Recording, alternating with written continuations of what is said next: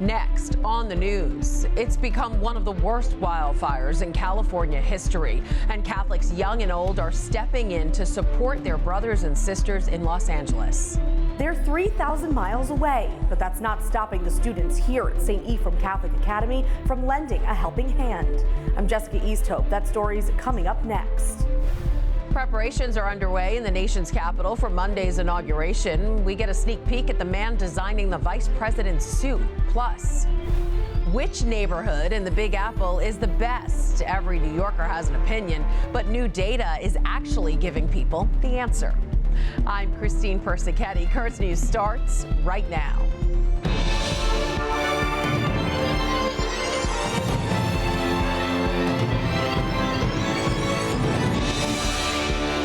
At least 27 people are dead and 18 missing as multiple wildfires continue to ravage the Los Angeles area. Catholics and other faithful around the nation are rallying to help the tens of thousands affected, including students at St. Ephrem Catholic Academy in Diker Heights. Currents News' Jessica Easthope has that story. It's something small from far away, but it could make a big difference. Students here at St. Ephrem Catholic Academy in Diker Heights are sending more than prayers to Los Angeles. If we can all bow our heads and have a moment of silence for all of the individuals that were affected. There wasn't a uniform in sight Friday as students and faculty at the Diker Heights School prayed for those who lost everything in the deadly Los Angeles fires. Students paid $2 each to dress down. Principal Michael Phillips is hoping to send around $400 to California. I kept watching videos of everybody that was losing their belongings, losing their livelihood, and I said, we have to do something. We have to show our students that our community transcends more than just the Diker Heights, Bay Ridge, Bensonhurst area, that it also transcends 3,000 miles away. Not to mention essential items. Families donated clothing, shoes, and canned food in an effort to do their part from the East Coast. Collecting the dress down money were the Riches siblings, whose dad is an FDNY captain. Hoping California's fine, the wildfire's gone, and everyone gets a home eventually. All the firefighters are working a lot, and I feel bad.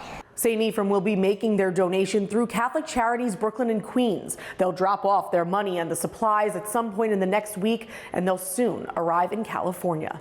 In Diker Heights, Jessica Easthope, Currents News. One church in the northeast part of LA County is working to prevent the fires from also destroying the history and fabric of their community. Huggies, the Pampers for the babies, man. Let's go. I love it. Pastor John DeCure and his congregation at Victory Bible Church working to help beyond the immediate needs of Altadena, a working class and diverse community where generations of black families have lived and owned their homes. The California congregation is teaming up with other churches and community members to try and provide families with attorneys, contractors, and other relief resources to make it through the years of recovery ahead. We want you to be able to maintain that legacy, like keep the blood of your parents and your grandparents is in the foundation of that land. It's like this is the last of what we have, and so we're definitely going to stay and rebuild. More than 12,000 structures have been destroyed in the wildfires. If you'd like to help the people of Los Angeles rebuild, just go to lacatholics.org. A link to donate will be right there on the homepage.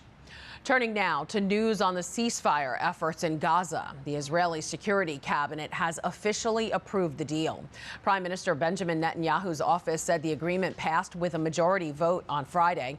The first phase of the ceasefire will happen this Sunday and includes a 6-week halt in fighting, the release of 33 Israeli hostages, and an increase in humanitarian aid for people in Gaza.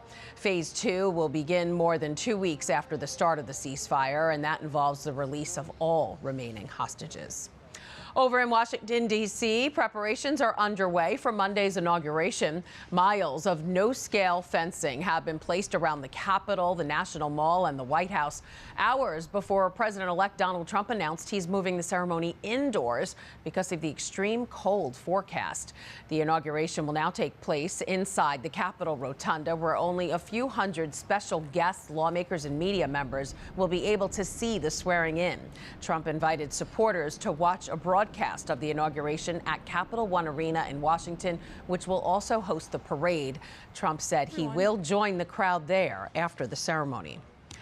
The president-elect and vice president-elect J.D. Vance are also preparing for the pomp and circumstance on Monday. And for a 90-year-old Italian immigrant, that means he's getting to live the American dream because he was tasked with dressing the future VP for the inauguration.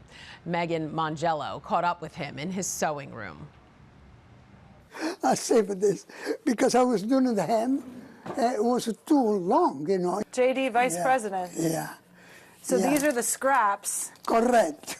From and his suits. Yeah, you got it. In the sewing room of the custom men's clothing store that bears his name. It's my life, I guess.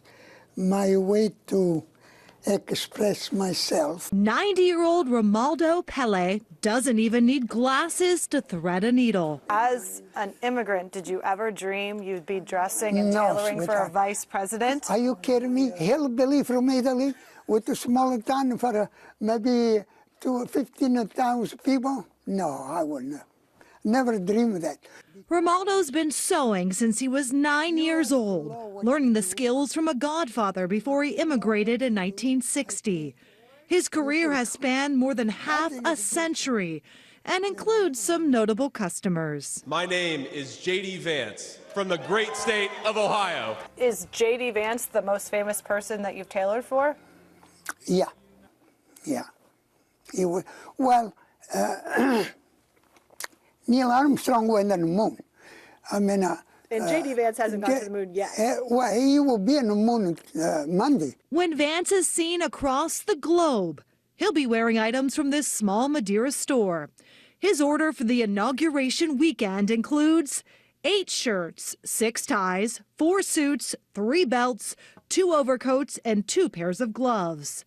Co-owner Chris Berry says Vance has been their loyal customer since he first stepped into politics and won a Senate seat. And the fact that he's taking time to find a small business in what is now his hometown and supporting a small business and the story like Romaldo has, it's surreal. His handwritten note to his tailor reads, "For Romaldo, with admiration for your hard work and dedication." Yeah, so much sacrifice. With sacrifice comes honor.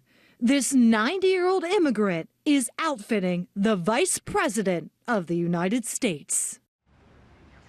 That was Megan Mongello reporting. Be sure to tune in to Currents News on Monday, January 20th for full coverage of the inauguration. Finally tonight, every New Yorker has an opinion on which neighborhood is the best to live in. But according to the latest data from StreetEasy, a majority of those are in Brooklyn and Queens. How about that? In their 10 NYC neighborhoods to watch report, the 2 boroughs are leading the charge in the housing market, taking 9 spots on the list. The best neighborhood for the second year in a row is Ridgewood, Queens. And rounding out the top 5 on the list are Greenwood, Brooklyn, Long Island City, Queens, Sunnyside, Queens, and Windsor Terrace, Brooklyn.